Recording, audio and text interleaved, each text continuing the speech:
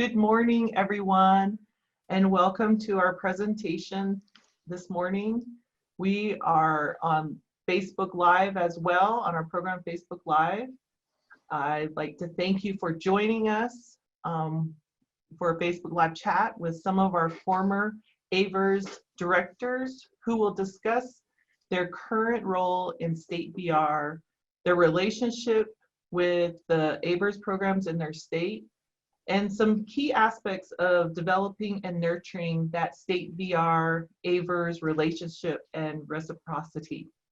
And when I talk about reciprocity, I'm talking about the practice of exchanging things or exchanging information with others for mutual benefit, especially privileges granted by one program or one state VR agency to a AIVRS program or a group of AIVRS programs. And with tribal communities, reciprocity is really, really important. Part of this presentation, we're going to talk about your grant proposals and what is written in there. In your application kit and in the legislation or regulations, it talks about how programs should identify in their grant proposals the measurable results expected to be achieved during each year of the project. Proposals need to describe collaborative arrangements with state VR agencies and linkages with other appropriate community, state, and federal resources that are likely to strengthen the prospect of improving employment outcomes for Native Americans with disabilities.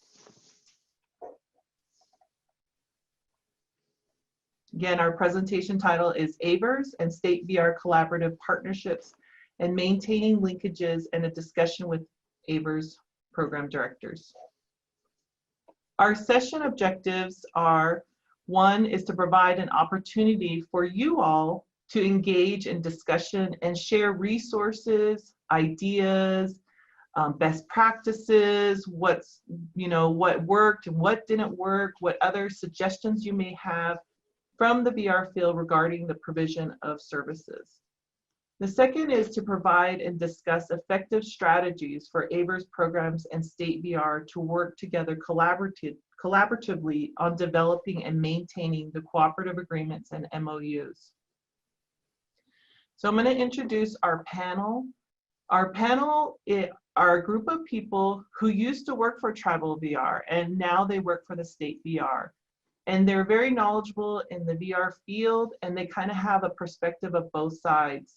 And so I'm very happy to have these rock stars in VR. The first is Rebecca Holland. Rebecca Holland began her career in VR in 1997, working with the Veterans Administration in Albuquerque, New Mexico. In the fall of 1998, she became a program manager at the Pueblo of Jemez TVR program in New Mexico. She recently left that position and accepted a job in the state of Montana as a VR counselor supervisor in Billings. Rebecca holds a Master of Science degree in Rehabilitation Counseling, a CRC certification, and has a certificate from San Diego State University in post-employment training in American Indian Rehabilitation. She has held various board positions on the State Rehab Council, the State Independent Living Council, and the Consortium of Administrators for Native American Rehabilitation. She has two grown children and 5 grandchildren. Her hobbies include cake decorating, reading, spending time with her family, and practicing her faith. Thank you for joining us, Rebecca, and I love this picture of you. Our second presenter is Mariah Krueger. Mariah Krueger is the Chief of Services for the Division of Vocational Rehabilitation.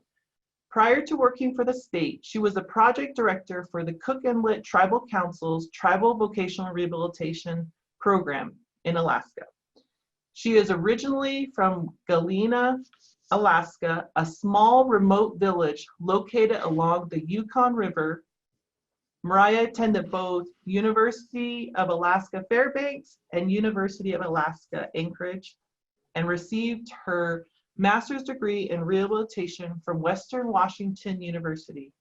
Thank you for joining us, Mariah. Our third presenter is Thomas Draghi. Tom's background and experience includes over 24 years in employment and training and in the vocational rehabilitation fields. Prior to his work with the state of Wisconsin's Division of Vocational Rehabilitation, he worked as a VR counselor and the director for the Lakota Ray Vocational Rehabilitation Program in Wisconsin for 8 years. For the last 14 years, Tom has served as a DVR Workforce Development Area WDA 7 Director in Northwest Wisconsin, providing leadership, supervision, training, coaching, and mentoring to increase employment outcomes, as well as monitors and fosters continuous improvement of performance in the provision of vocational rehabilitation.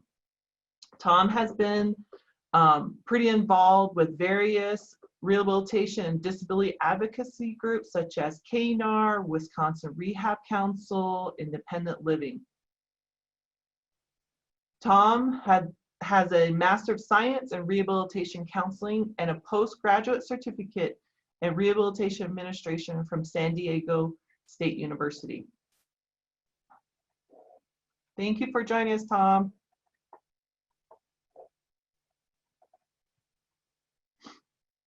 Next is John Ringlero. John Ringlero is currently serving as a tribal liaison for the Oklahoma Department of Rehabilitation Services. Prior to his assignment, he was a rehabilitation specialist with the OKDRS Division of Services to the Blind and Visually Impaired. John was privileged to be employed for 10 years as a VR counselor and program director for 2 tribal VR programs in Oklahoma. His background includes a bachelor's degree in psychology from the University of Oklahoma and a master's degree in counseling from Oklahoma State University. Thank you for joining us, John. And I will be kind of moderating and posing questions and stuff. And my name is Winona Reed. I'm one of the technical assistance and training specialists with AIVRTTAC. I also have other 2 small roles on other grants, including coordinator for BEAMS, which is a small program called Be a Mathematician, and the recent NIDLR grant. I'm a coordinator for the CARE project, Culturally Appropriate Research and American Indian Employment, and you'll hopefully eventually hear about that grant. So I'm going to pose some questions. Tom, can you put out the questions real quick? Or John? So I have some polling questions that are going to be on your screen. And there are, do you guys see them?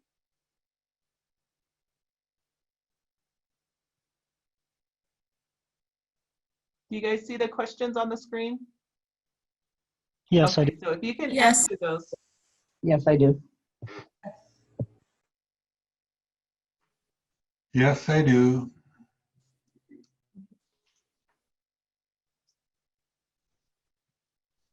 The first one is, do you work with an AIVRS program or a state VR program? And then I also put other on there. We have some state VR folks, and we have AIVRS programs. We have other people from RSA, I noticed that is online. We have other people within the university and other advocacy groups.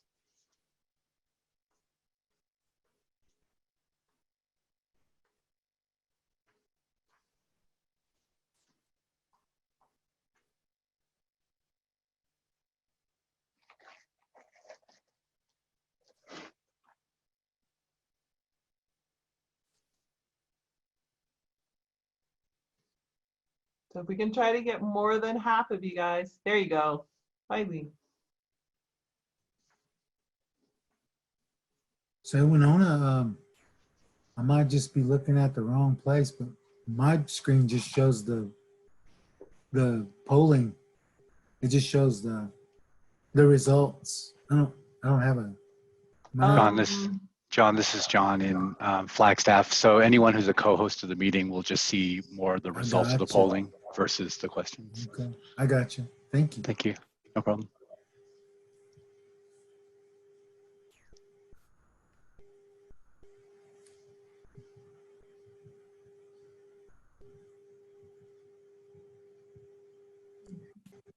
So I'll just kind of cover a little bit about them because I just wanted to know who was online, where you come from, and what, just some polling questions. About 62% of you guys have answered out of the 54 that are on.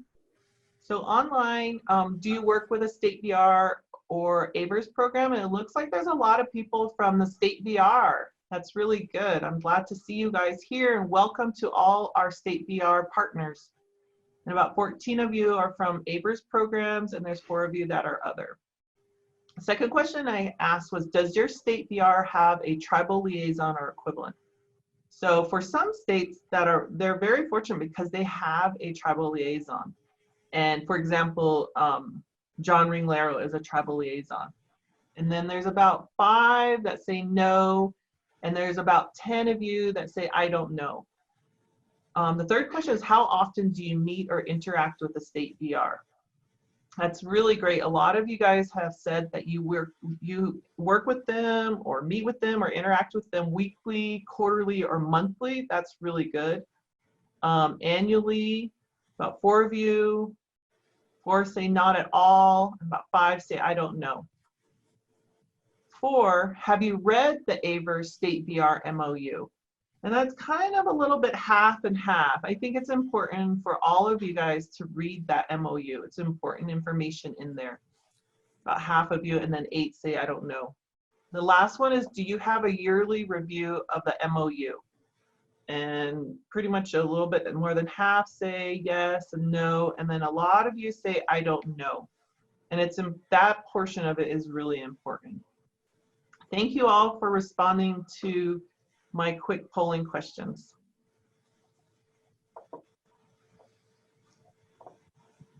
So I don't really want to go too much into the weeds of the regulations, but it's important to just kind of be aware of what is written in your grant proposal, what is in the Rehab Act. And so the first part of it is in section 101. And John, you can help me with this as well. In section 101 in the Rehab Act, they talk about how it's important for the agreement needs to describe strategies for collaboration and coordination in providing VR services to American Indians with disabilities. And in this formal cooperative agreement, it's important to have 4 areas addressed. And the first is strategies for interagency referral and information sharing. How are you guys sharing information between your state VR and your tribal VR? And how are you handling those referrals?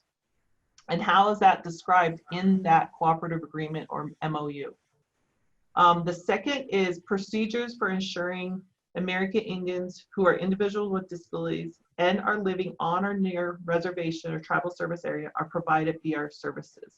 So how is the state VR and how is the tribal VR program ensuring that no matter what services are going to be provided to tribal members with disabilities? And the third is about the transition planning. And the fourth is provision for sharing resources in cooperative studies and assessments, having those joint trainings. And that's when I really like how when a tribal VR program is training a state VR on cultural diversity or traditional healing services or any other services that are really specific to that, that tribal community. The cultural diversity is really important. And how are you going to collaborate on activities? You have anything to add on that, John? No, just that, with the WIOA unified plans here in Oklahoma, the section that covers rehabilitation services, the Department of Rehabilitation Services specifically does address how those things will be done for American Indians.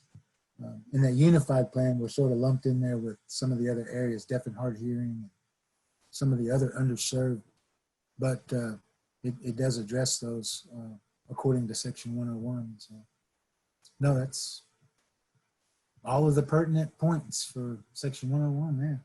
Okay. Anything else from our other presenters you'd like to add?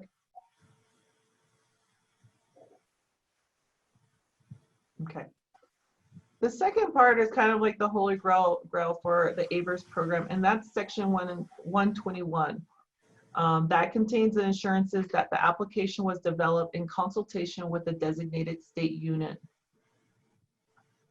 And then the third one is your grant proposals, which is the special application requirements. And that's how you are describing how that cooperative working arrangement will be developed with the designated state unit, which are providing VR services to other individuals with disabilities who reside in the state and being served. So I won't go too far into that. Okay, so now I'm gonna go into some questions with our panel. Let me get my screen set up, sorry.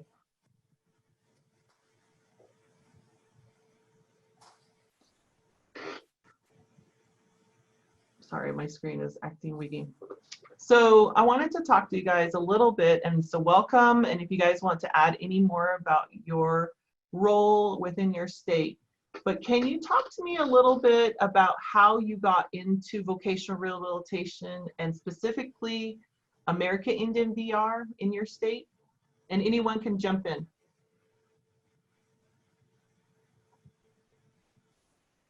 Well, I'll jump in. Did you, sorry, I didn't know if you called on me. No. Go ahead, Rebecca. So I was working in the Veterans Administration as a psychometrist from about 1996, 97, right in there. And I was overwhelmed with the 200 plus cases that I had. I was complaining to a friend I had about how I wished I could work in the field of VR, but definitely in a place where I could have more of an impact. I felt like it was, I didn't have time to really get to know the clients very well. And I was really frustrated with the lack of individuality. And she worked at the Pueblo of Jemez in New Mexico. And a few weeks later, emailed me and let me know that there was a job opening in the Tribal VR program. And so that's how I got introduced to the whole Tribal VR. I didn't even know it existed at that point. And I applied for the position and of course was hired. That was really very amazing for me, because to go from the lack of individuality and the pressure and the number of cases in the VA to being able to work in VR in a very humbling role, getting to know people very personally, was just really powerful for me. And so that was how I got introduced. And then I never fully could get away from it through the years. So that's how I got started. My role was a little bit different, Winona, similar to Rebecca's, in that I was working for an employment and training program back in the mid to late 90s, a JTPA program, and attended the governor's employment and training conference, and met two individuals there, two directors at the time, who worked for Oneida and Great Lakes, and they were really advertising their new programs about serving American Indians with disabilities on or near the reservations, and how they were discretionary grants, and how other tribes in Wisconsin should be looking at writing these. And I started to kind of look at the tribes near me, some of the Chippewa tribes near me, and started to ask questions of some of our colleagues that worked in the job centers at the time about the need for those services on the reservations. And you know, there was a huge need, and I didn't know this at the time, but Lakota Ray had already been in the process of writing a grant. And in 1999, they were funded for that grant. And after listening to these two directors and understanding the needs of our people on the reservations, and knowing, because I worked in the job center, that at the time, the state agency, back in the early, mid 90s, late 90s, they weren't doing a great job of serving American Indians living on or near the reservation. So that was part of my birth into Tribal VR, was because I really wanted to make a difference. I was helping people in the job centers find employment, people with and without disabilities. But then I realized that, there's a great need in our tribal communities, and someone who had some education and background that understood employment systems could really hopefully benefit that. And when I saw the ads for vocational rehab counselor positions at Le Coudray, it just became kind of like a natural fit. I mean, things just kind of fell into place for me within probably 6 to 8 months of me attending that. It was almost as if I was pulled to that field for some reason, and been here ever since. And really, you know, my heart kind of lies in tribal VR because that's the birth of where I began learning about the Rehabilitation Act and its amendments, and not just about the 371 regs, but also the act itself and the regulations that govern our state system also.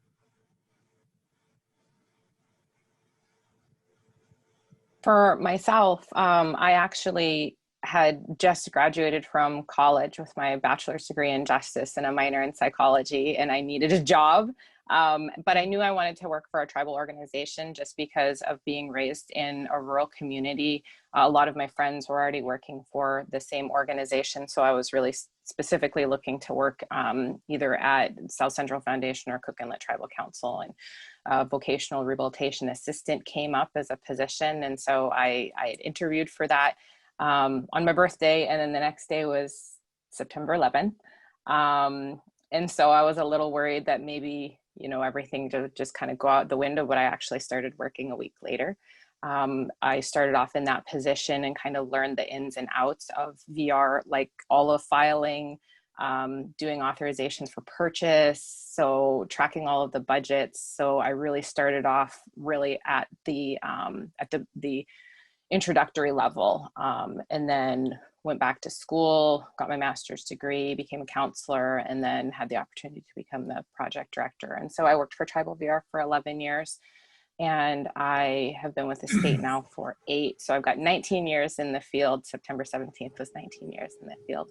I will say when I started, we actually had a state counselor and a state vocational rehabilitation assistant in our actual suite in our TVR program. And so that was really a really great start for collaboration to actually have a state employee in our office, and then we could do joint orientations and intakes together. So we had a lot of joint cases to start. Go ahead, John.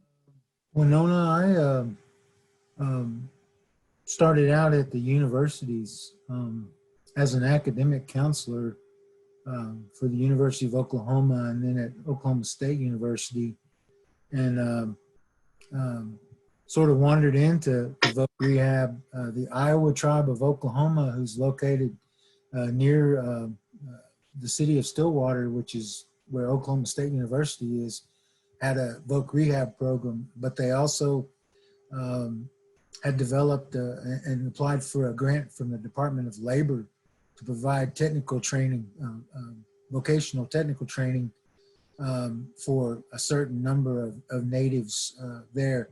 And they were using that to supplement their grant. And at the time, they wanted somebody who had a more, I guess, somebody who had experience in vocational and college type training, namely, you know, the different types of work that you could do.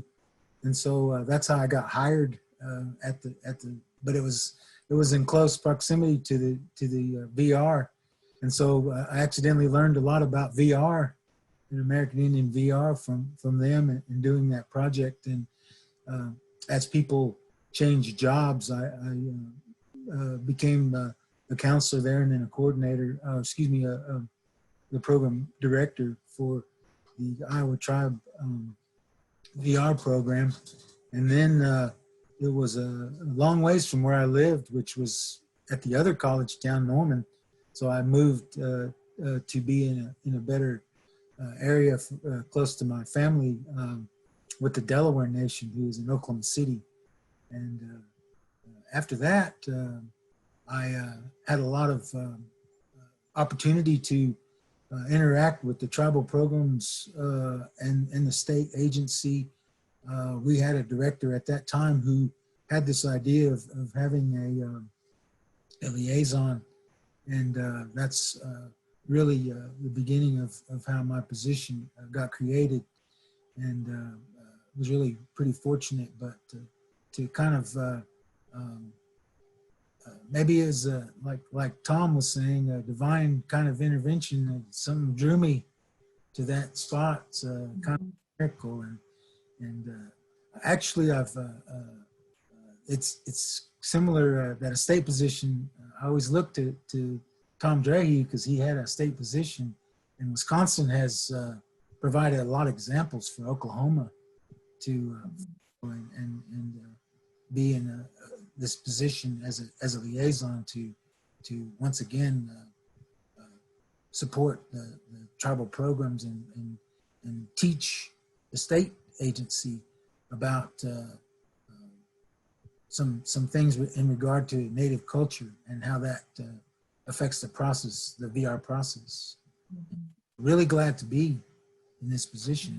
It's a blessing. It's an honor to be part of Yeah, that effort. I feel like most people don't really get into VR specifically from I'm going to apply for tribal VR. It ends up being a job or a position that is kind of interesting, and you want to work for your people, and especially you want to work for vulnerable communities, vulnerable people who need help, who need assistance. And I feel like that's what happened to me as well. I didn't work for a tribal VR, but I ended up applying for a position here with the capacity building program. I had recently just graduated with my bachelor's degree, and the job really just spoke to me because I do live in a border town. I live in Flagstaff, which isn't the res, but once I saw a program, a position that was going to be working with American Indians, Alaska Natives, it spoke to me, and I haven't been able to get away either. I've been working with Tribal VR for 20 years now, and it's really shocking to me. But I met a majority of you from the capacity building days and at KNAR, and I think that that's what you are. It's very fulfilling, the job, and it's very, you see results. And you see the changes in a community, you see changes in a family, and you see changes in an individual. And so I thank you for your service, your time with Tribal VR, and also your time with the State VR. So the second question I want to ask you guys is, how was your relationship when you were working with your Tribal VR program and as a director? How was that relationship with the State VR, and how did you foster that relationship between the program, the Tribal VR program that you worked with, and the State VR? So I'll jump in and start again with that one. When I started at the Pueblo of Jemez in 1998, the relationship between the tribes and the state was not good.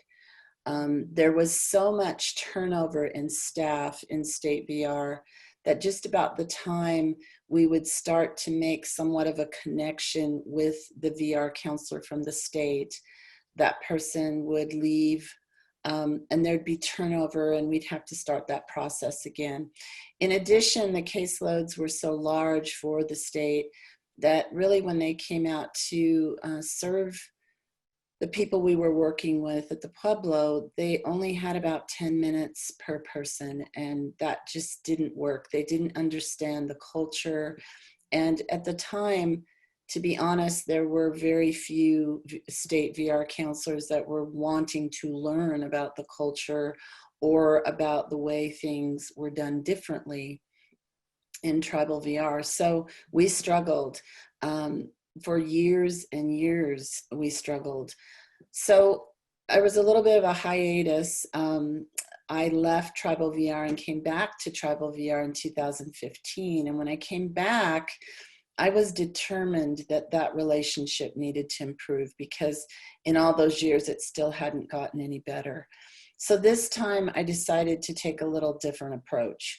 Instead of working with the local field office, which had not been successful, I got onto State Rehab Council, and I started working from the top down and began to have meetings with the director of State VR in talking about improving the relationship, and continued to present at rehab meetings, Rehab Council meetings, the importance of that relationship between tribal and State VR. And it took about 2 years But all of a sudden there was a shift, a major shift.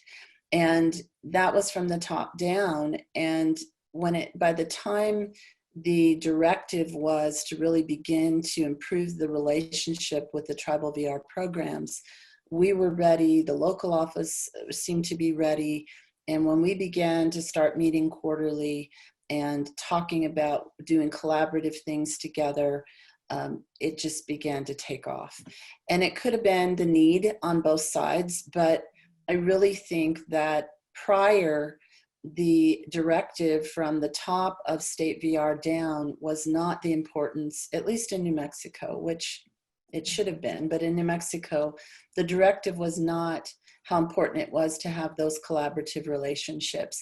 I also think that once WIOA came into play and it forced collaborative partnerships, I think that also allowed the state to see how important that relationship was. And right now, for the first time ever, the state of New Mexico tribal VR programs are working with the state to make what I would say a functional cooperative agreement or MOU, one that isn't just on paper, but that actually has substance in it. And it's going to include a lot of what Oklahoma has done. And that is that if a program is not funded, the state will carry that program for a year until they can apply again. And that is just phenomenal. And I really give a huge round of applause to both the director and the deputy director at the state of New Mexico level, because both of them are on board to make these relationships meaningful. That's awesome. That is so good to hear. Wow, that's awesome, Rebecca, to hear that the state's stepping up like that if someone was never funded. So I guess my point to your question is the relationship back when I started with VR Winona was it would have been 1998, 1999 that I started with tribal VR. But prior to that, Wisconsin had really good vocational rehab administration that was very supportive of our American Indian tribes writing these grants. Back in 1995, Wisconsin DVR had a program administrator, deputy administrator named Manuel Lugo, who worked with some of his field staff to create the Native American initiatives, which was basically between tribal leadership and leadership in DVR to educate state VR professionals about the 11 different tribes in Wisconsin. And every year, for about 5 to 6 years, they had different cultural conferences on the reservations.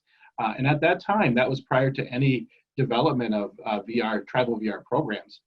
Our programs were not developed until 1998, in so much that in 1997, they did a Section 130 grant writing workshop with folks from Northern Arizona here in Wisconsin and some of the state agencies. And the participants of that were Great Lakes Intertribal Council and the Oneida Tribe.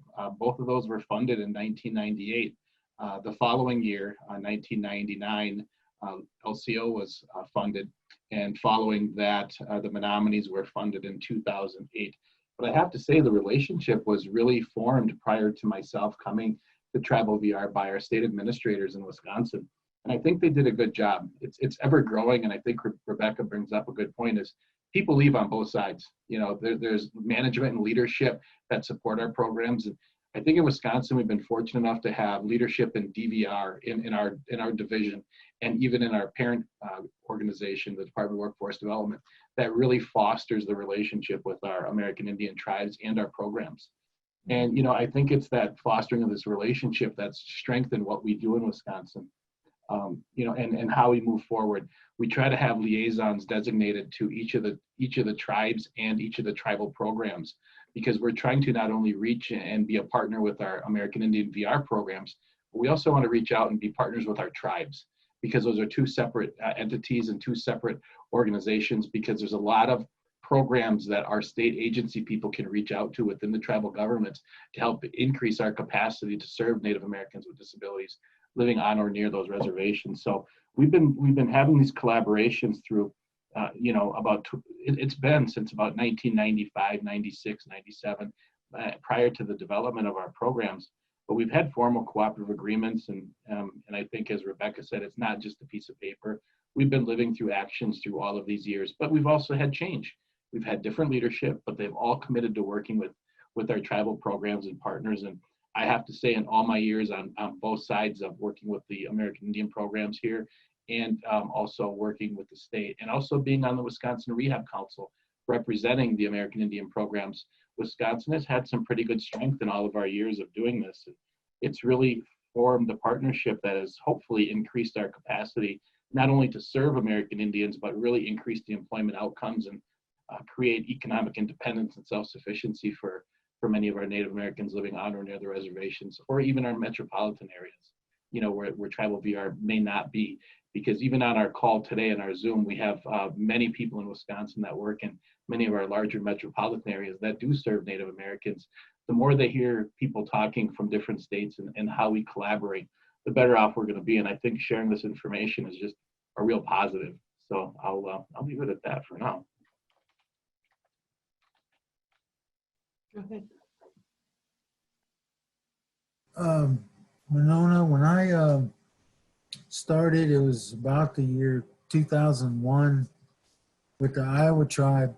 In the process of grant writing, we discovered that, and it could have been part of our database, you know, the way we counted individuals, but I do remember that at that time we could only find less than half a dozen cases that were co-served by the state agency and the tribal programs, and that seemed like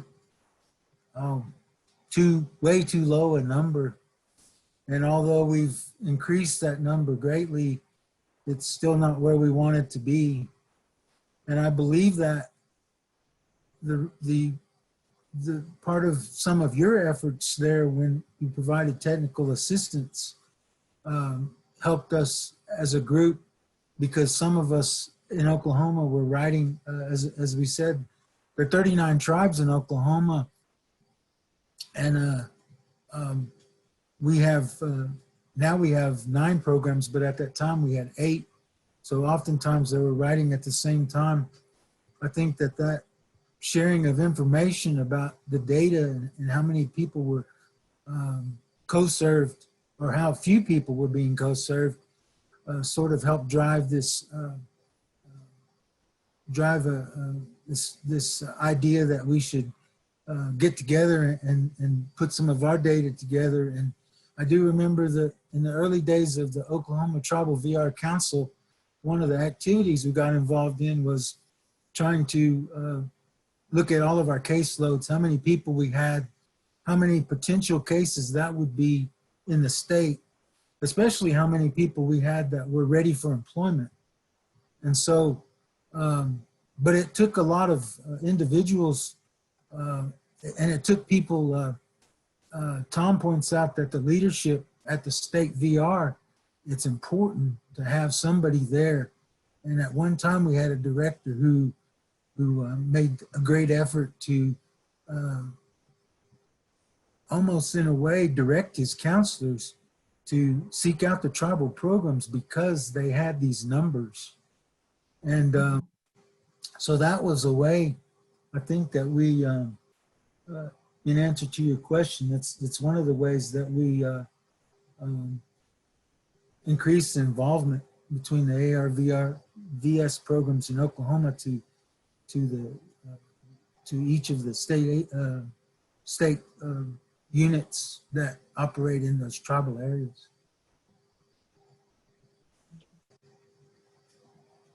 And I'll say, as far as Alaska goes, I believe it's felt like an ebb and flow. Oftentimes the director for a state agency is an appointed position. And so with every new governor, that position can potentially change and who's in that role.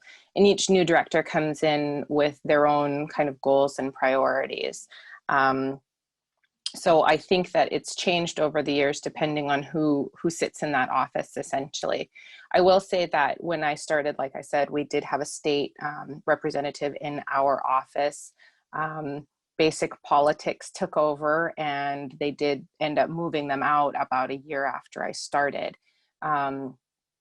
But I discovered later that that actually had a little bit more to do with resources than it did necessarily politics. But I think that one of the pieces that was important for us was that we had counselors. And when I say we, I mean as the state. Sorry, I'm going to have a hard time with this. The state had counselors assigned to rural hubs throughout Alaska. And as you know, Alaska is very difficult to travel in and to get to places. And so you have to be able to fly into any of the remote communities or rural communities.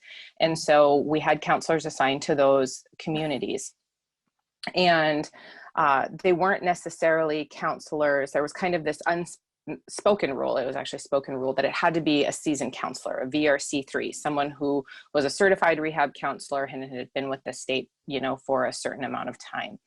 The problem that we kind of ran into with that is that it was more of a voluntold kind of a situation. And so the counselors who were assigned those positions weren't as interactive as we had hoped with our tribal partners. And so I know this kind of question comes a little bit later, but one of the shifts that we ended up making was making that open to who wants to do this, who wants to travel throughout Alaska and see these communities and visit these communities and develop these relationships. And we basically said it doesn't necessarily have to be this VRC3 level. It can be a VRC2 level as long as they are wanting to do this. And so we've actually seen a really great change, more frequent travel, more frequent outreach, because we kind of shifted that model over. I will say though that, you know, we have 11 tribal VR programs here. We don't have reservations. We have a different setup, obviously, than the rest of the lower 48. But that partnership with between the state and the tribes has always been really important because they can get into some of those communities that the state just can't get to. But there is still also that piece where the state employees don't have the experience of living in or experiencing rural or remote communities. And so they don't understand that the jobs might not necessarily be there, and you have to be creative, and you know, you have to think outside of the box. And so it's always really great to have our tribal partners continuously educate our counselors and our managers and our leadership to be able to reframe that perspective and say, don't, you know, this is what it's like. These are the real parameters that we have to work with. So keeping it, you know, kind of in that realistic box, if you will, so that people aren't like, well, why don't you just get a job doing this? Well, because that job doesn't exist in this community. Yeah, that constant communication isn't just for your own tribal government and your own tribal partners, but it's also goes all the way out to the state. That open communication is so important in educating everyone involved. And so thank you all for sharing that. The next question I have is, you know, tell me about how the shift, I think someone wrote, it was like the dark side, or someone might call me a traitor or something like that. But when you made that shift to the state VR, how is your involvement with AIVRS today? I know that you are still connected in some way or another. So this is Rebecca. I don't know that I've made the shift yet. Many of you may not be aware, but I just left the AIVRS program that I was at in July of this year, and have only been, I told Winona, I'm the newbie, like really green in terms of state VR. To be honest, I'm struggling in so many different ways because of how very different it is. I don't know that I've made the shift fully. I feel myself so drawn to tribal VR just because of the amazing agency that it is. I'm going to call it an agency because it really is. Mhm. I made that shift because I think COVID-19 woke my husband and I up to the fact that we were living in New Mexico, so far away from our family. And my family is in northern Wyoming and Montana, and I'd been away from them for over 30 years. So when we got stuck at home month after month in COVID-19 and we couldn't go see anyone, I think we began to reassess what really mattered in terms of our priorities. So a position opened up in Billings and I applied for it and I got that position, and we moved here within a month, very, very quickly. I think I was in culture shock when I started with the state. Mhm. And the other thing that's been really hard for me is that because of COVID-19, the tribes are shut down in Montana. So I haven't had an opportunity to reach out the way that I'd like to. The office I work in has a really good relationship with the tribal programs that are around us, and they do an amazing job of collaborating, and that made me extremely pleased when we sat down and had that conversation. But because everything is closed, there hasn't been any interaction right now, and so that's been a bit difficult for me today. I am hoping that when things get back to normal or new normal, whatever that might be, that I'm going to really be able to help us even further the development and improve the relationship with the tribal VR program. So to be honest, that's really all I can contribute because, like I said, I'm so green at this. Yeah. Winona, I'll follow Rebecca. You know, I've been with the state now 14, almost 15 years, and I had been with Ringlero for about eight or 9 years, and it was hard because at the point in time when the local management position came open after retirement, I struggled with the idea of leaving tribal VR because, you know, for me, growing up on a reservation, moving away, helping our people grow when I could see the need for that, that was hard for me to kind of make that. And I really struggled with leaving tribal VR, but I called a few of my friends that were tribal directors, one of them particularly from the Hannahville tribe, Carol Berquist, and had a long talk with her. And, you know, she said, Tom, you know, you're good at what you do with the tribe and, you know, with KNR, but your impact is small. Your impact is one reservation. You're on the rehab council, but that's, you know, that's a point in time. You're going to be off it at some point. You know, she said, if you do apply for the job and you're accepted, you can make bigger, larger changes within a state system for all of the American Indian people living in your state, not just one tribe. You can have impact on all leadership within, you know, your agency, within DVR and DWD. You can have impacts that other people can't have because of your experience. And I really took that to heart and thought about that for a period of time and realized that, you know, maybe I did need to grow and continue to move on to, you know, the state agency so that I could continue to help the state increase their numbers, increase their capacity and education about Indian people and about the struggles and the mistrust that our people have had of non-native people coming to our lands, and how to improve services for the state agency so that we could improve services and employment outcomes for our people on the reservation. So for me, that was hard to do, but I did it. And have I really ever left Travel VR? No, not really. There's always a piece in my heart that's always going to be there. Do I stay close to the programs here now? Yes. Do I do anything to help them? Yes. One of our programs in Wisconsin lost some funding the last go around, and I've been in monthly contact with their leadership and the people still managing what's left of their operations to try to help them continue to get through to the next grant application. Meet with the directors usually on a monthly basis from the other programs. So my involvement is still there. I still talk to some of the directors nationally, some of the project officers that I do know for the Travel VR programs. I stay in touch. So have I really left? Yes, I have, but no, my heart's still, you know, part of it's still within the American Indian programs, and particularly Ringlero, because I do live and work right here in their communities. So know that we're making a difference. That's huge for me, and anything I can do to help grow the capacity of our field staff working in Wisconsin, that's really my ultimate goal. really increased numbers. And I know Rebecca mentioned it and John mentioned it earlier too, about numbers growing. And I was just talking to some of my colleagues here in Wisconsin.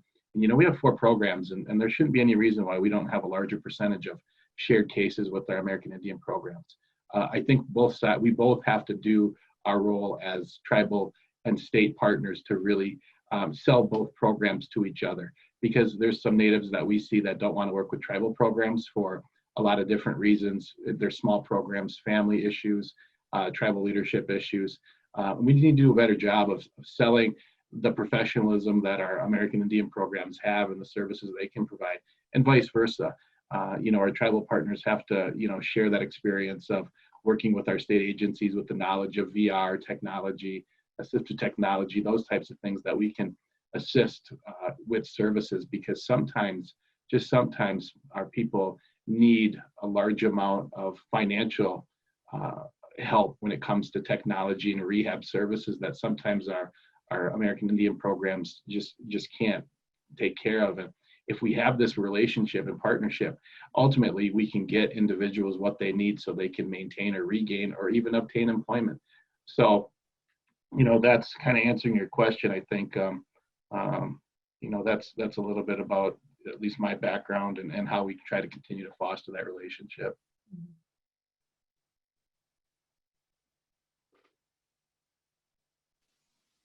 Right. So my shift came about because I kind of sat down one day and looked at where my retirement was, and I had to start thinking about where did I really want to be in 5 to 10 years, and the opportunity for the Chief of Services position was coming available, and so I really was really scared. You know, I was running my own little corner of the world. I had great staff. I loved my job. I loved working with Winona. I loved working with Tom. I loved working with everybody that I was working with. I was on the KNR board. But I had to really start thinking about what are things going to look like down the road, and what do I want them to look like. And I knew that probably retiring from my current employer was going to be relatively difficult, and the state offered better benefits essentially.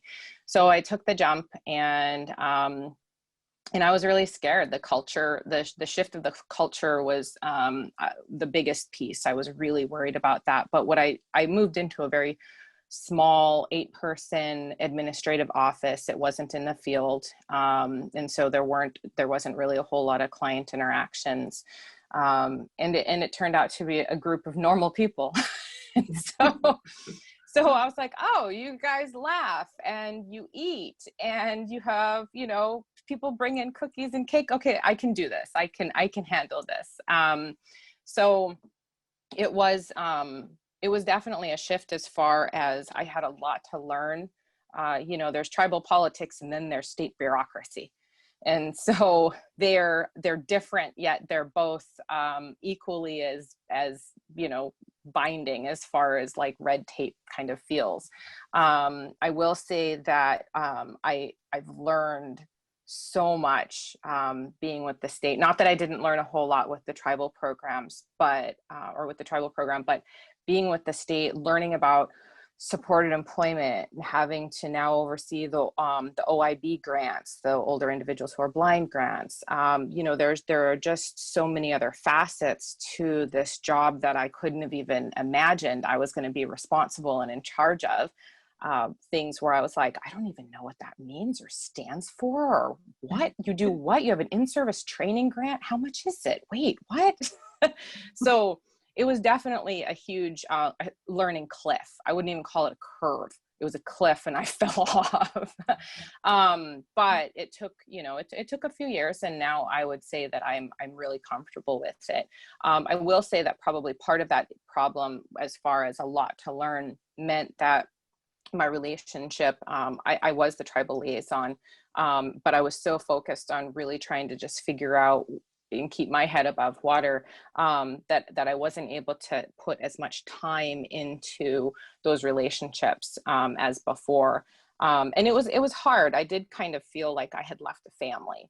And so, you know, it was it was a culture shift. It was a shift in responsibilities. It was a shift in not necessarily philosophy, but, you know, I had to go from a very small population that I got to focus on to everyone. And now I have to focus on everyone throughout the entire state. And so that was a bit of a change as well. I am currently the tribal liaison. We do meet quarterly with our, they have a consortia, and so I meet with the consortia chairs quarterly. Last year we had a really great face-to-face meeting in October with all of the tribal VR directors as we worked on our strategic plan to make sure that we incorporated a lot of partnership with our, oh, I miss you guys too, Rachel. A lot of our partnerships with those particular programs. And obviously a lot of the project directors are still the same that were there when I was a project director. So, you know, getting an opportunity to see everyone just makes my heart full. I would say that our biggest struggle right now as a state agency goes is our resources. I have about 30 caseload carrying counselors for the entire state. And granted, we have a small population. That's still not a whole lot of staff, really. I mean, I have more staff, but not actual caseload carrying counselors. And so just making sure that we're adequately serving the entire state has always been a challenge for us. It's not just the population. I would say we do a really good job of serving individuals who are Alaska Native or American Indian. I want to say that actually we serve close to 30% of our clients are ANAI, and I think the population of Alaska is about 18%. So we're doing a pretty good job, but it's the ones that are living in rural and remote areas, that's where we just struggle the most. And a big piece of it is because we don't have the community rehab providers in those communities to necessarily assist. And so the tribal VR programs might have 2 or 3 staff. So we put increasing rural services, increasing CRPs in these remote communities into our strategic plans so that we can really try to build that up in all of these communities. We've developed a structure that allows us to do use an individual as a CRP who's not even an official CRP. It's called provisional. We can use them like 3 times for a service for an individual. After 3 times, they kind of have to apply and go through the process. But that allows us to utilize people in the community, maybe that we can use as a natural support. So we try to think outside of the box as much as we can while staying within the bureaucratic box. So John, let me make this shift because this next question is really specifically to you, but the rest of the panel can answer this. And it has to do with the, in Oklahoma has the Oklahoma Tribal Vocational Rehabilitation Council. They also have one MOU with 7 of the tribes, and 2 have their own individual cooperative memorandum of understanding between the state VR and the tribal VR. So can you give me the background about having the one cooperative agreement, and tell me, you know, how was that alliance formed with the OKTVR Council, as well as what are the benefits and drawbacks of having one MOU? So a lot of you out there have individual memorandum. I use that for, because some tribes use the term MOU, and in the grant proposal it says cooperative agreement. So I'm using those 2 interchangeably, MOU and cooperative agreement.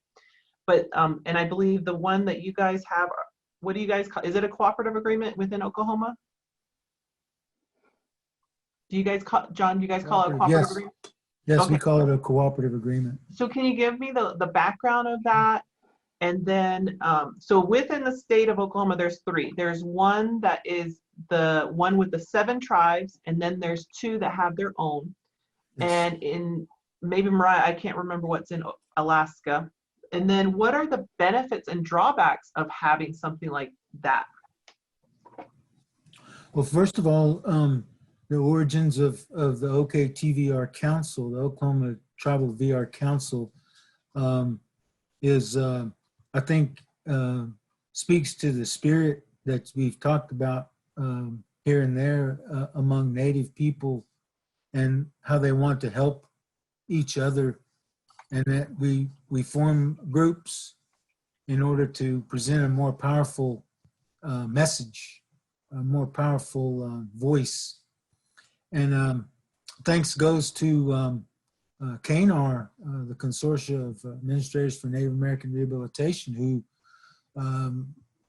once hosted a conference here in Oklahoma that was successful to the point that they decided that they would basically provide some seed money for the tribes to have their own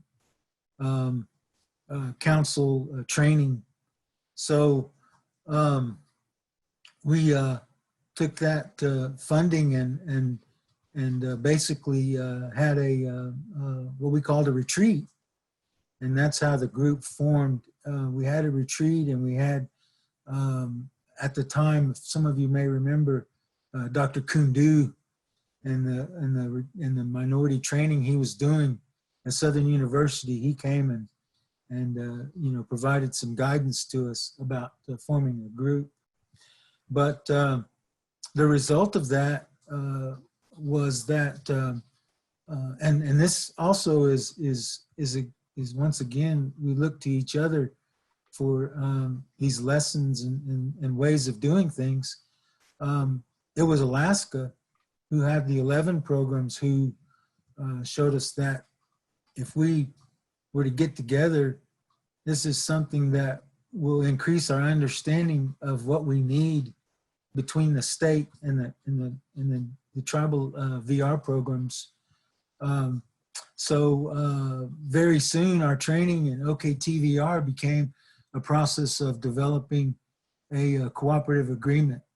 And initially all of the tribes, at that time there were 8 of them, they all decided to go in together, and we had a almost like, what do they call that when they did the Constitution? They had a convention basically, and we sort of sat down with the state leadership and said, this is what we want. And once again, it was loosely based off of what they had in Alaska. So that's how the process was formed for the OKTVR to have a cooperative agreement. And then it, back probably 2012, when people wanted to revise it, 7 of the tribes came along, and then the Cherokee Nation and the Muskogee Creek Nation made a decision to do their agreements separately. Although the agreements are pretty close to the same, they're just, in a way, they're just negotiated with the state and signed by the director separately. So there's not too much of a disadvantage of them doing it separately. We're all still part of the Oklahoma Tribal VR Council, and that's just a decision of 2 of the tribes. But I think the advantages in this last time, we revised this agreement in 2019 because a lot of the leadership that was at the tribes at the time, the group of 7, it had changed, and our state director had changed.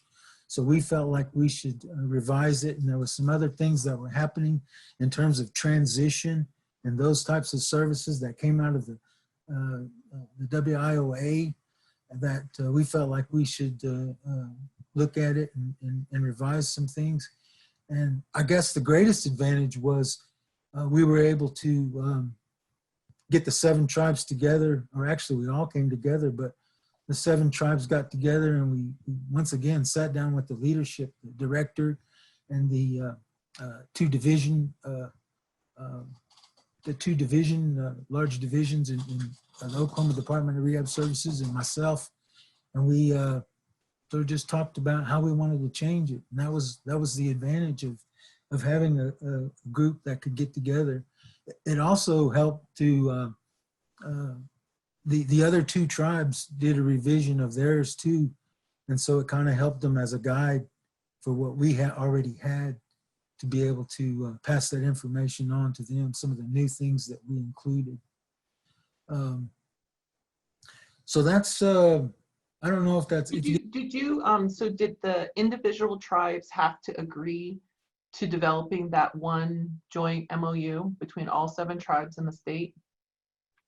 yes, yes, they had to agree and get a signature approval to, and they went through all their own tribal processes to get an approval of that document. So yeah, they all had, there's a signature for each tribe, that the 7 tribes in that document, with of course the director of the state agency's signature. So yes. Do any of you else on the panel have any thoughts on having those kind of joint MOUs? Yeah, I will say that in Alaska, we've actually had an agreement between the state VR agency and the tribal consortia for about as long as I can remember. I know that they kind of formed a consortia. I believe it was maybe at the suggestion of Dick Corbridge many years ago. And so they had created the consortia, and the agreement is between the state and the consortia, because all of the TVR programs are under the same laws, they're under the same CFRs, and they have essentially the same philosophy. So it worked out. What I will say is from the state side of it, and being the tribal liaison and working with the folks to get those updated and get all of the signatures and everything like that, I will say that a joint agreement like that is a lot more efficient as far as state government goes. Our director cannot sign cooperative agreements. They actually have to be signed by our commissioner. And so doing 1 versus 10 or 11 of them is a lot easier for us as an agency to help get those pushed through, because oftentimes what we tend to find is that we're kind of scrambling a little bit to get them updated prior to grant submission. Getting everybody's signatures on a single document used to be a lot more difficult. It's a lot easier now. Thank you, Adobe Pro. So I will say that it is more efficient as far as the state goes, to be able to just kind of say, here, Commissioner, here is a 6-page cooperative agreement with a signature line for you on the back of that, versus a whole bunch of those and trying to get them all signed and then back to the programs. And then they all submit those that agreement in their grant application. The one thing that we do separately with each one of the programs is we're super data rich. We utilize AIVRS, which is our case management system, and we have a lot of data that goes into it, right? Because RSA requires that we have like 391 data points. So we actually pull information for our tribal partners so that they can include that data in their grant applications. How many individuals are shared, how many individuals are living in specific communities that the state is serving or isn't serving. That's another thing that they can use that information for. If they know they have a high disability incident rate in a community, and they say, oh, you know, the state of Alaska is only serving 2 people in this particular community, we really need to have these services. So it can help their grant applications to show some of the areas that maybe we're not necessarily able to serve adequately. That is awesome. I think one of the other advantages was, just in particular with this group agreement we have together, and is it kind of outlines the way cost would be shared.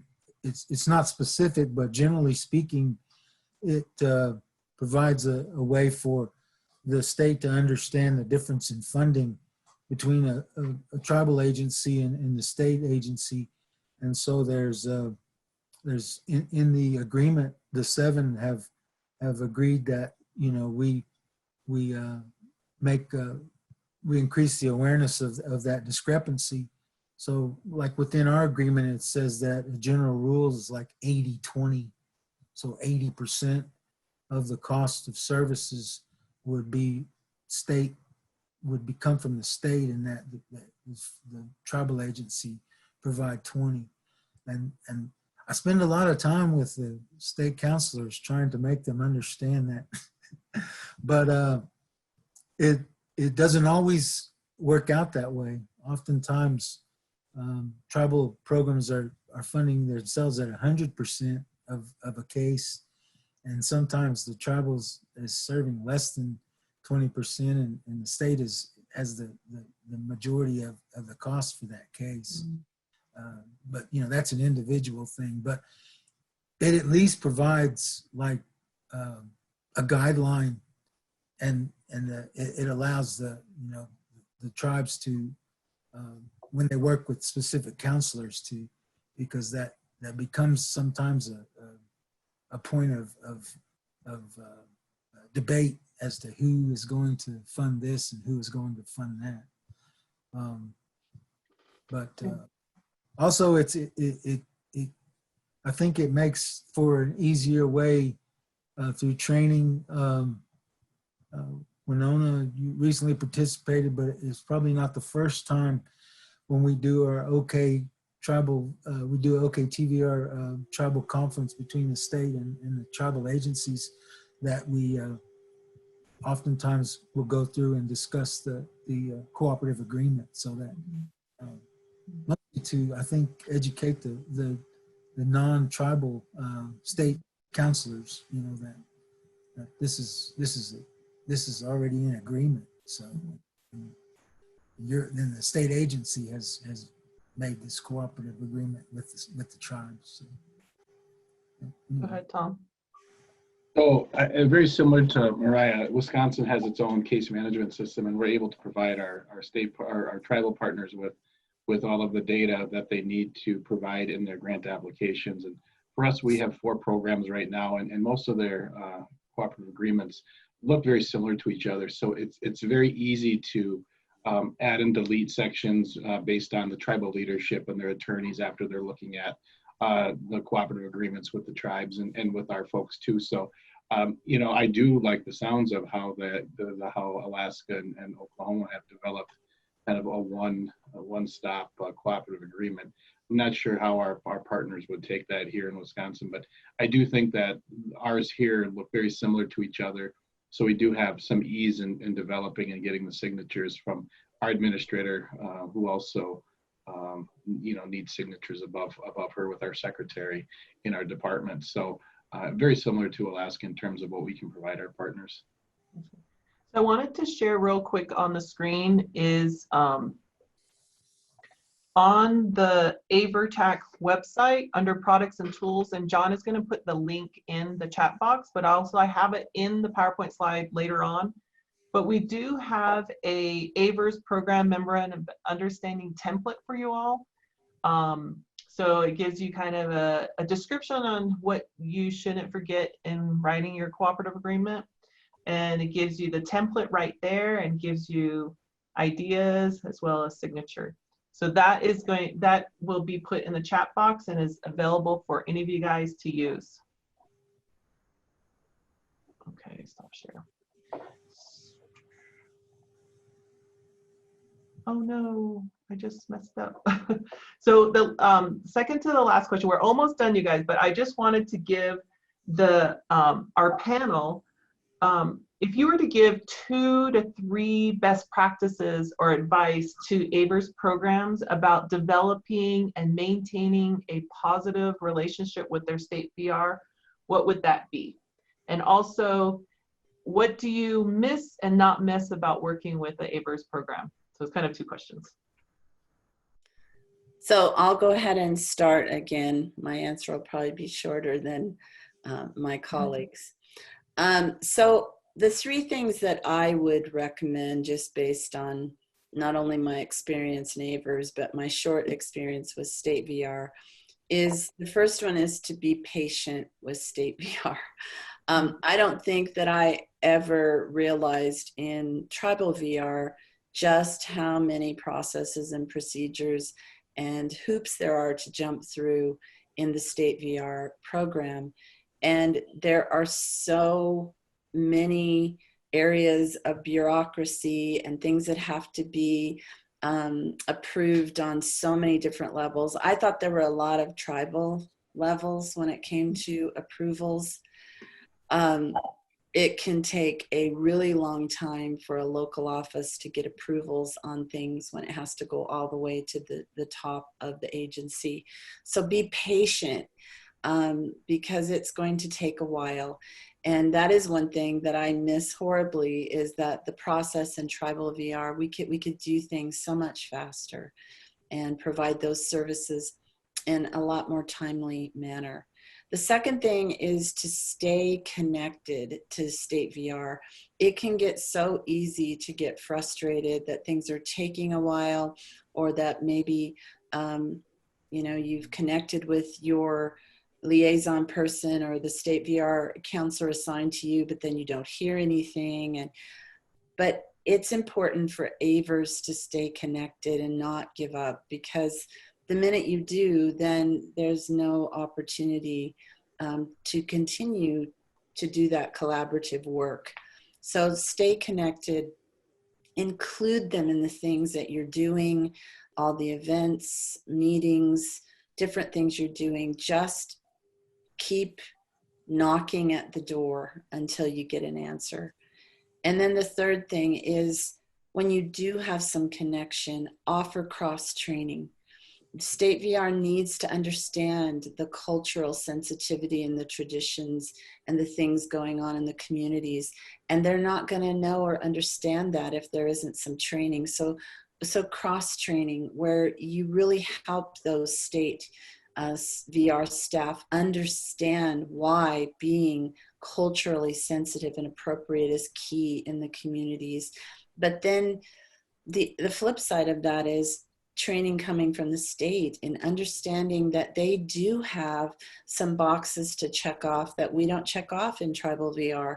And so understanding that when certain services happen, there's going to be a process that we don't always have to take in tribal VR. So those are the three things that I would offer as advice. And I would say that I miss everything right now about tribal VR. I miss the fact that it was a sense of family. I miss the close connections. The fact that we helped each other so non-competitively. There wasn't, in so many ways, territorialism. The fact that we truly cared about each other and about our successes and those kinds of things. I really miss that. It's feeling, I'm feeling a bit isolated right now. So those are the things that I would share. Thank you, Rebecca. I'm going to echo Rebecca and talk a little and really, she hits the nail on the head, but I really believe that working through challenges and conflicts that may develop, just grow the relationship. That's, I think, key on both sides. And I think building trust on both sides. And I think it becomes even greater for the non-natives to build trust when you're looking, but I think it happens on both sides. And I've always said actions speak louder than words. With make the cooperative agreement a livable document. As Rebecca said, training's one that comes to mind. Make sure that, if tribes are doing some type of training that's going to benefit the liaison counselors or local staff, invite them. This is really about relationships. It's about local relationships with local counselors and local tribal VR programs. And really it's also, it's really about the relationships that we build. And so really, I can't really add anything more than those 2 or 3 points. But what do I miss? There's a lot I miss. I miss the people. I miss having the autonomy as the administrator of the AIVR program, not having anybody to report to other than my tribal council. I miss that. In my position now, I have quite a few bosses above me that I have to respond to and report to at certain times of the day. What don't I miss? Well, I guess another thing I miss is the circular approach to delivery of service, how culturally appropriate it is. Everything in the state, as Rebecca talked about, takes time. There's policies and procedures that our partners may not fully understand, but the linear approach to VR, everything here is so linear. It is so, you do this, you do that. If no one responds, you close their case, you give them multiple attempts, methods of, whereas our tribal people, they may flow with the seasons based on where they live in the country. They may be doing certain things related to hunting, fishing, or gathering. And the linear approach doesn't always seem to work in those fashions. So depending upon where you're at, what I don't miss, I guess, I think Mariah brought it up, is tribal politics, because it's so localized and can be so personal that that's the one thing I don't miss. But other than that, I really miss the people, and I'm glad I'm where I'm at right now, because I think I have a greater impact on our larger community of natives with disabilities in Wisconsin.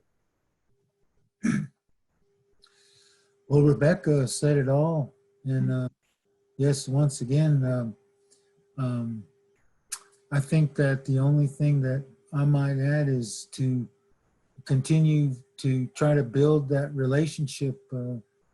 I say this a lot in the training I do with state counselors, and even in the tribal programs, is there is no substitute for that relationship that you have between your tribal program and that state unit that exists in your area and those counselors. So like you said, include them in everything you can.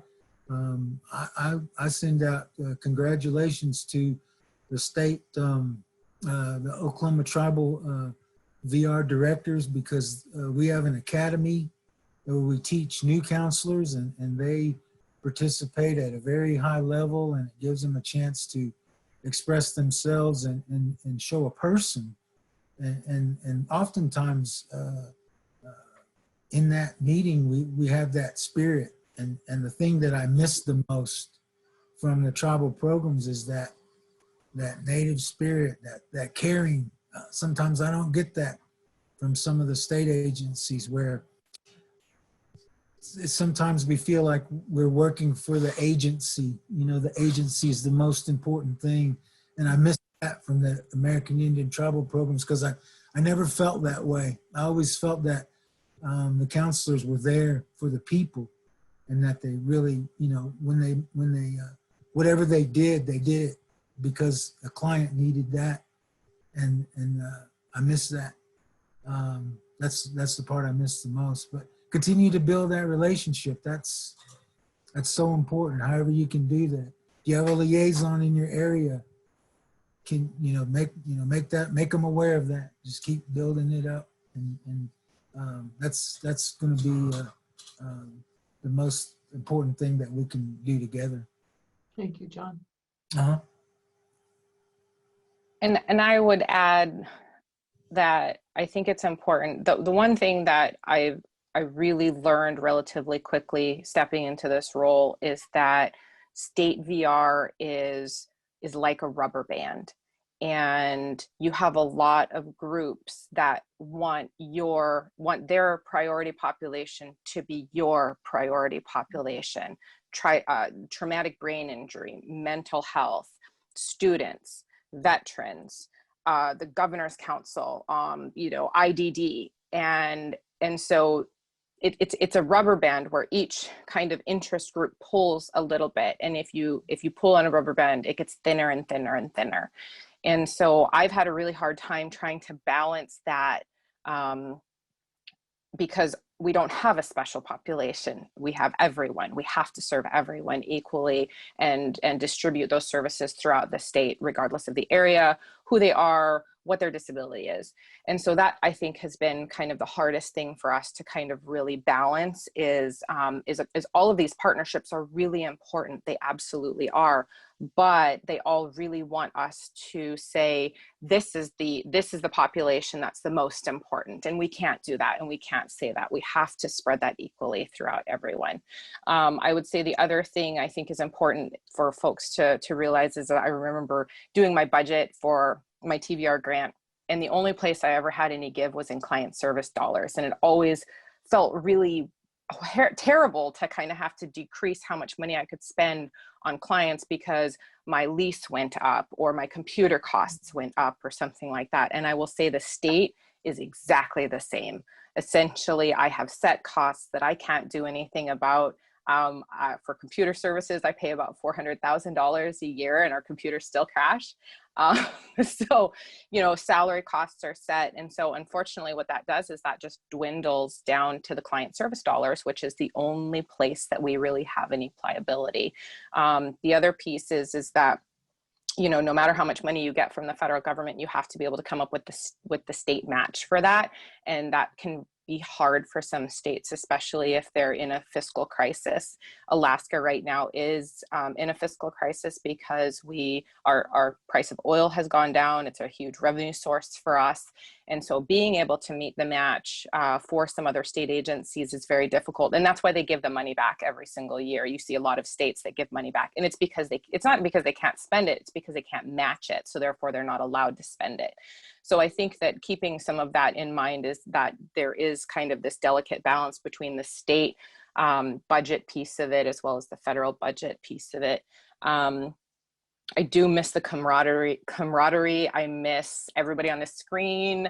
I miss KNAR. I miss, you know, just so much of what was really a community. This is more of a job.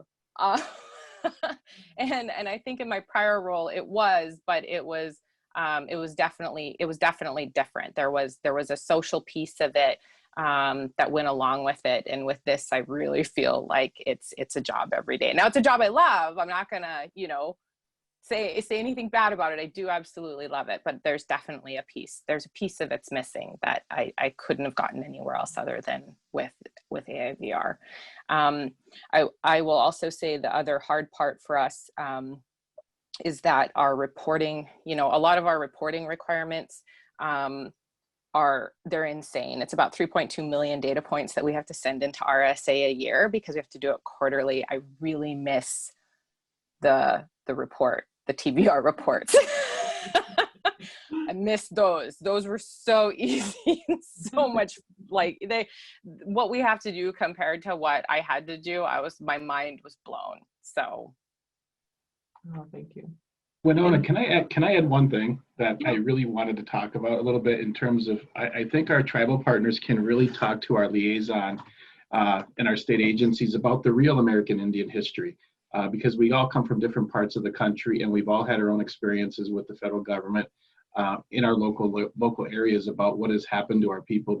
And what I mean by that is talking about the legislation that has stemmed in the recent near future, I mean, in the past, such as, you know, maybe the boarding school era. Many of us here that are Native that have had grandparents or parents that have experienced that, and really talking about what our people have gone through, some of the federal legislation, such as the Indian Child Welfare Act, and what that meant for our Indian people and our Indian kids that impacted people that could be in their 20s, 30s, and 40s even today, in terms of what has happened locally. And I think the more people understand what federal legislation has impacted American Indians in this country and really has sort of got us to the point of mistrusting our government, really would help people understand. Because when I talk to people in Wisconsin, I talk to them about different aspects of different legislations and how it impacts our religious beliefs, our children, our families, even the Indian Relocation Act of the 1950s, how it impacted where we live, how we live, what the impacts on our people. I think because we all come from different parts of the country, and that's impacted us differently, but yet the same in terms of, you know, our tribal people moving from the East Coast into the Oklahoma area, you know, some of the civilized tribes. And so there's a different impact in different parts of the country. And I think if our tribal people who understand this history can help people understand that, they start to learn about the history of our Native people in these areas. And I think that gives them a different perspective in terms of how to work with our people and meet the needs vocationally. I totally agree with that, Tom. You said previously, you mentioned trust. And that's a very, very important piece to this whole thing. When you're talking about intergenerational trauma, historical trauma, any sort of background of American Indian history, it's important to have trust. We want trust in our personal relationships. We want trust in the jobs that we have. But that trust between state VR and tribal VR is so critical to any sort of forward movement.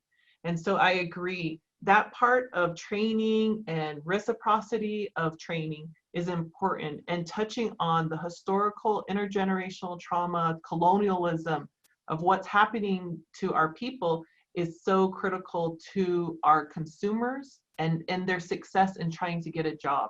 There's so much background in that. So thank you for mentioning that.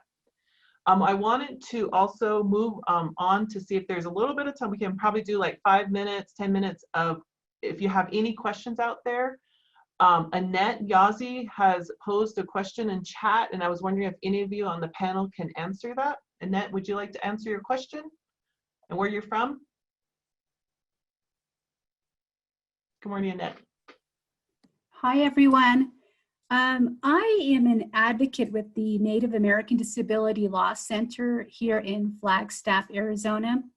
And I wanted some information from the state, the Arizona State VR, if there are any representatives from Arizona here, and the tribal VR about their CAP service, which I guess stands for Client Assistance Program, under 34 CFR section 371.45. Do you guys have anything to? Have you connected with Paula Sinez, the director of the AIVRS program at the Navajo Nation? I did. I actually connected with, oh gosh, I think one of her subordinates, but is she the person that I need to speak with about that? Okay. I would strongly encourage that you continue to connect until you actually can speak with her. I think she could help you quite a bit. Okay. And what about on the state VR? Is there, or can you just provide me information about CAP? What is CAP all about? Client Assistance Program is essentially an advocacy organization that assists individuals with disabilities that are having a difficult time working with either a VR program or an independent living program. It is essentially a grant, a federal grant. There's always kind of a pass-through agency in Alaska. The state of Alaska is the pass-through entity. We award our CAP grant to our Disability Law Center. And so we essentially, I meet with them quarterly. We talk about trends. We talk about particular cases that have maybe been brought to their attention and try to either work out a solution or we do there's a lot of educating that goes on between myself and our local CAP. Historically, we've not had a whole lot of complaints from tribal VR programs brought to CAP. It's usually more of a state complaint. But I believe that particular CFR that you referenced is under the miscellaneous section of the CFRs, and that's essentially where the structure and what the CAP is really lives. All of that information is located in there. So I hope that helped. Okay. And where do I find a Arizona State VR? Is there a website that I could go to and find one here locally in Flagstaff? Yes, I can send you that, Annette. Okay. Yeah. Thank you. Mm-hmm. Is there any other questions out there in the community? Tribal VR, State VR? You can put it in chat or you can unmute yourself.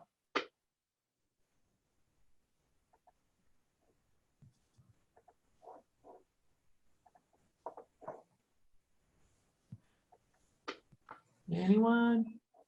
Winona, I do want to give a shout out to Joyce Sosi, who is on this call. Yeah. She's the interim program manager at the Pueblo of Jemez. I'm delighted that she's in that position, and I have so appreciated her stepping in when I left. So, yay! Round of applause, Joyce.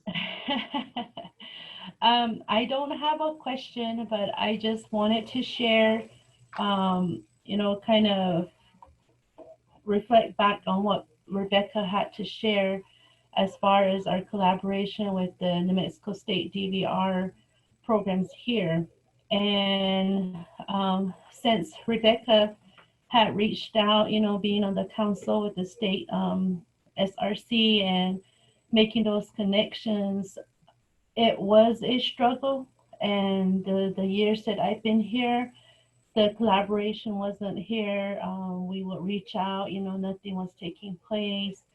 And then finally, about maybe a real true connection really took place maybe about 2-3 years ago, where we finally were able to actually have like meetings, like monthly meetings. And we already also did a training on cultural sensitivity to the DVR staff. And so that connection continues on. We are meeting on a monthly basis by Zoom since the state DVR is still not in their offices. We're trying our best to keep the connection going. And right now we're also working on the MOU to make it one, as what Becky had mentioned, to eventually, have the funding provided if for whatever reason the TVR, doesn't go through or we're not funded, then the state can step in. So we're still working on that, trying to, make sure everything, the wording is in there for each program here in New Mexico. And so our efforts, of putting where we're at now, it didn't happen overnight. And as Becky had mentioned, it takes a lot of patience and a lot of understanding about each program, the DVR understanding TVR and TVR understanding DVR. So it does take a lot of patience, and it does take a lot of reaching out here and there just to follow up and see, because everybody gets busy, so just to shoot out a text or an email to say, hey, how are things and whatnot. So we are continuing to move forward in making the connections happen. And just grateful and thankful that, Rebecca Holland stayed here with us this many years. It still gets emotional, I'll say, because she was here with us for many years, and she has a true heart, for in serving Native people, and as I said to her, her home will always be home here in Haines. So she knows, yeah. But we do miss her, but we are moving forward and doing our best to keep the program up and going, and making sure we're still in good standing overall, not just with our community, but with RSA, and then, just the overall, the VR program. So thank you, Rebecca. We appreciate you. Thank you, Joyce.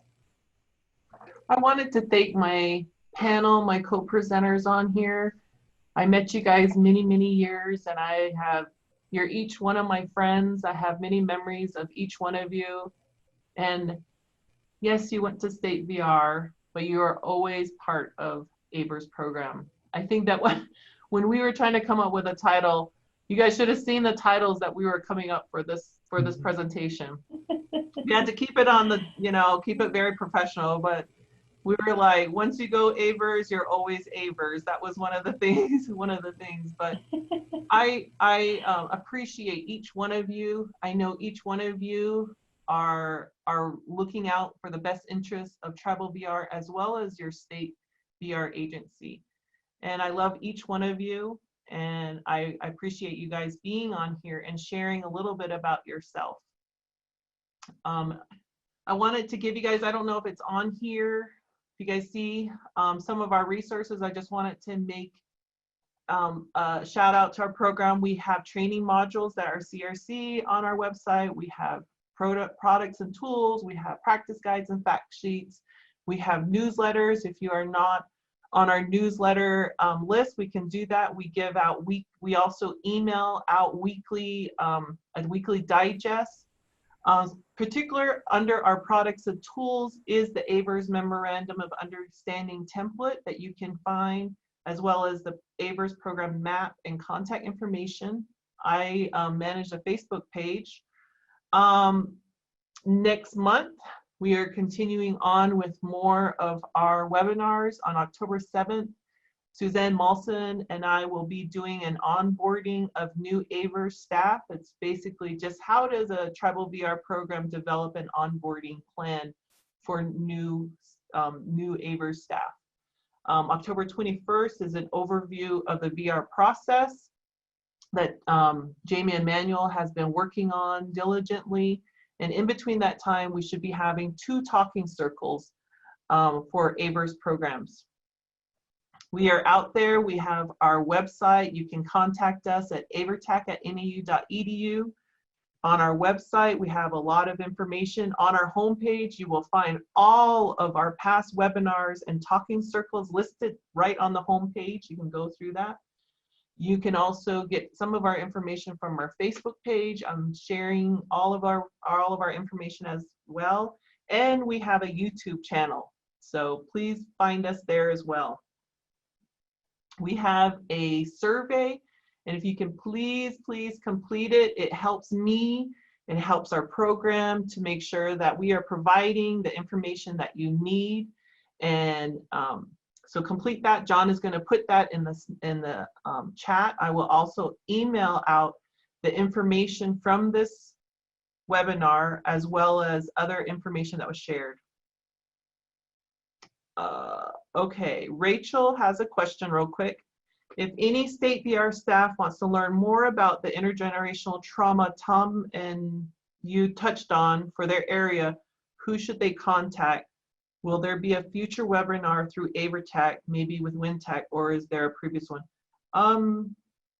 Yeah, I'm pretty sure in a lot of states they have it. I know that a lot of organizations, I can try to find some information and share it. I can talk to Lee about a future webinar on that. I think it's good to maybe network with WinTAC. I'm not sure. I'll talk to Wayne about WinTAC. I can't remember if WinTAC is funded for another year. I can't remember. I'm not sure. So do you guys have any other closing? Mariah, Tom, Rebecca, or John? Well, I'd Thank just you like for to inviting me. Yes, thank you. I feel honored to be among this panel. Thank A you. lot Thank of you. experience. All right. Okay, with that, good luck. Have a good week, you guys. It's the last day of the fiscal year, right? Or the second to the last day. Tomorrow we start brand new, October 1st. Okay. Goodbye, everyone. Take care. Yeah. Happy New Year. Yeah. Oh, I miss you guys. Miss you.